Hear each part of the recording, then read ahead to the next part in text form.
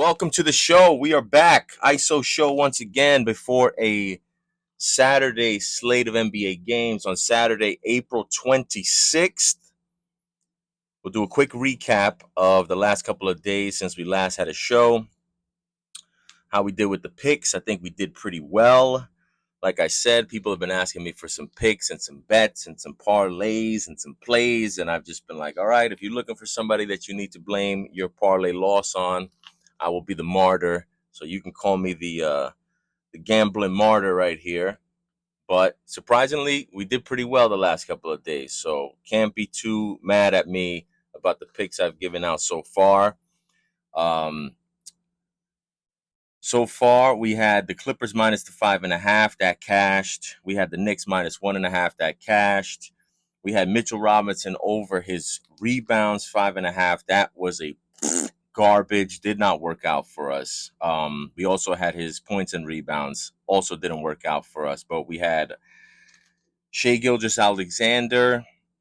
I should just say SGA. That's going to be a tough one. SGA over 1.5 threes, cash. Lou Dort over 5.5 rebounds plus assists, cash. Zach Edey, the most frustrating non-cash ever. We had him under 7.5 points, and he hit that silly bucket that ruined that cash. But we may be going back to that again today. Stay tuned for the plays.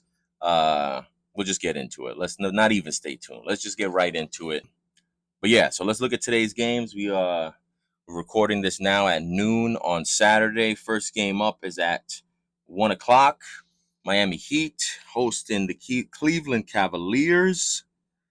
The Miami Heat, 5.5 point underdogs in this game.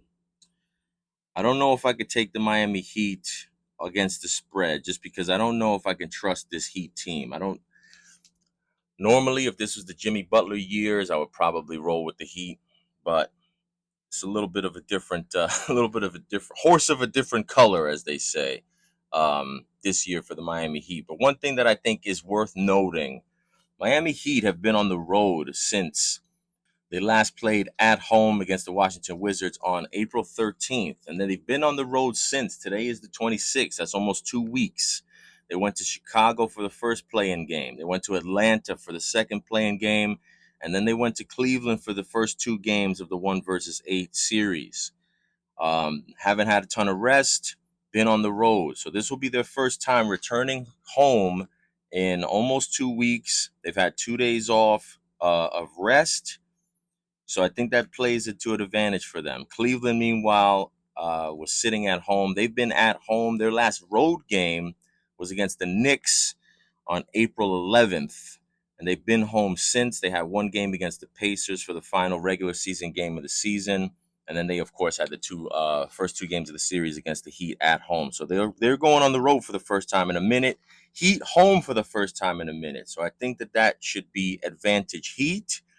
I can't fully go Heat against the spread, but there are some other plays that I like. I don't know if you guys have been paying attention, but there's been a little bit of a chirping in the media. Tyler Hero being greatly disrespected for his lack of abilities on defense. Darius Garland pretty much just coming out and saying that they're hunting him on defense. I think he said picking on him was the term that he used. And then Tyler Hero said something back in the media. I think he said he shouldn't be talking. He's not a great defender, something along those lines. They're both probably right. But Darius Garland, first play, we're going to go with Darius Garland. Under 6.5 assists is still available at FanDuel, I believe. And there's a few reasons for this. Darius Garland had 9 assists in the last game. But if you look at the potential assists of the top 10 people in the playoffs so far, obviously small sample size, but I think this is relevant.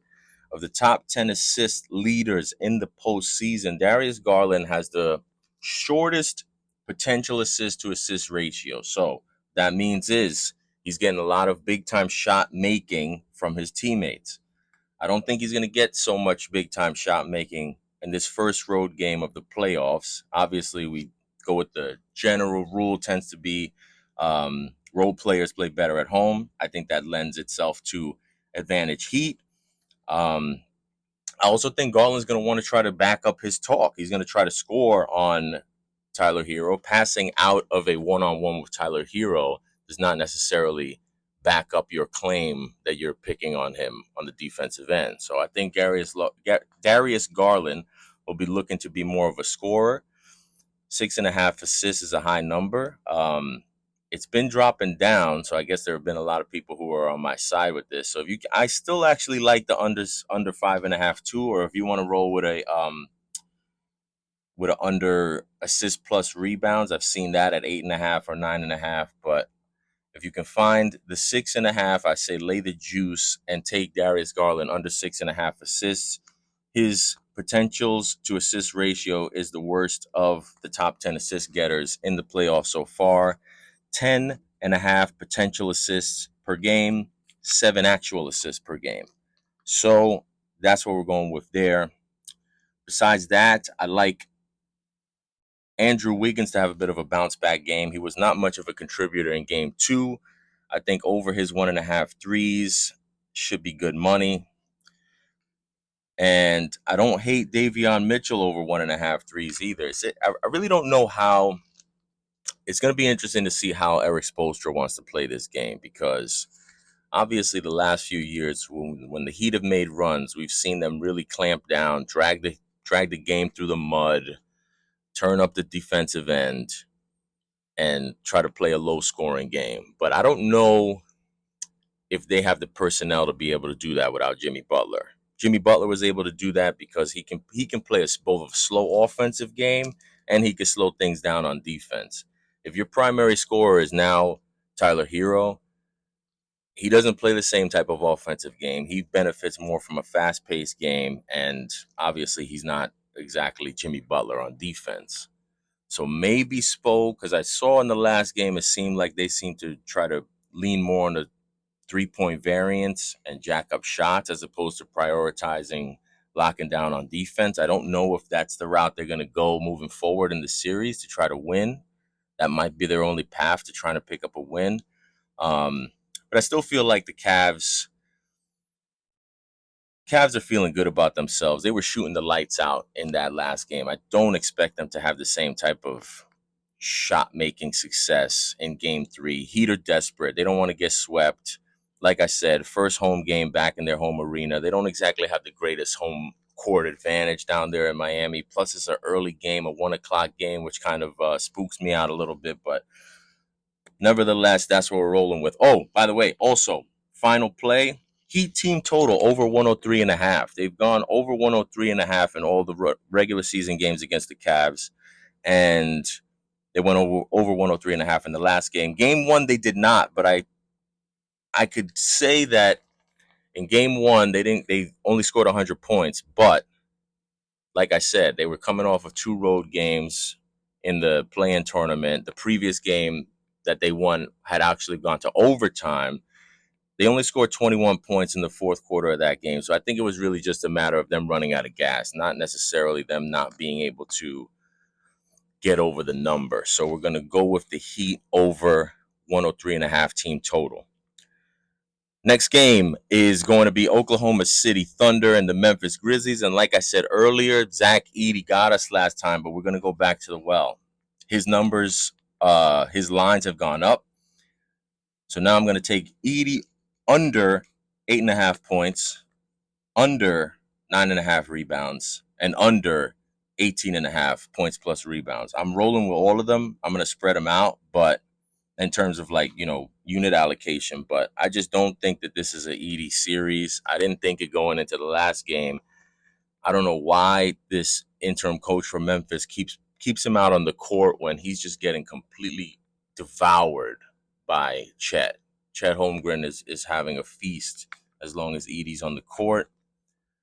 Yeah, I think at some point the rookie's going to have to sit and they're going to have to find another way to play. John Morant obviously is going to be out. He got injured in the last game. The Grizzlies are done. There's not really much to say about this series. Oklahoma City's probably going to sweep them. Obviously, they blew a humongous lead in game 3 once Ja went out. I think this is the end. I think they lose the game. The number is humongous, minus 15. I can't really lay 15 points with Oklahoma City on the road. It's just too much. But I do think they win the game. put the Grizzlies out of their misery. Um, I like a lot of the same plays from last time. I like Lou Dort still over 5.5 rebounds plus assist again, and I like this game. I like Jaren Jackson Jr. over 5.5 rebounds just because if there's anybody if they do decide to pull Edie, which I think that they're going to have to, I think Jaren Jackson's rebounding is going to be a little bit more important. Plus, I just feel like he's the last sort of quote unquote star. Desmond Bane has been a no show. I think he was 2 of 11 from three in the last game. Um, Jaren Jackson Jr. is the last All Star that they have without Ja Morant. I think he's going to be sort of relied upon to do a little bit of everything. So I think he should be able to get over 5.5 rebounds. Then the following game, following that up with Nuggets versus Clippers. I don't really have a ton of picks for this game. I don't hate the Nuggets in the first quarter just because I know we're going to get full Nikola Jokic participation in the first quarter. He's not going to come out. As soon as he comes out, the Nuggets, they have no offense. They have nowhere to go. Michael Porter Jr., of course, has been a no-show. I don't know what he has going on in his life or in his world that is preventing him from playing efficient basketball, but he has struggled. And I think the Clippers are just good. Clippers are a totally different team now that Kawhi is healthy. We got to look at them differently.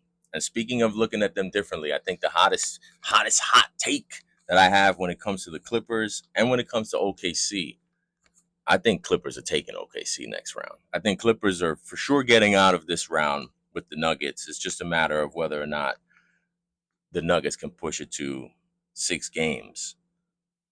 Clippers get out of here, and if you're telling me if I'm having a healthy Kawhi, a more mature James Harden in a different role, because he gets a lot of credit for his failings in the playoffs in the past, of course, but this is a different role for James Harden.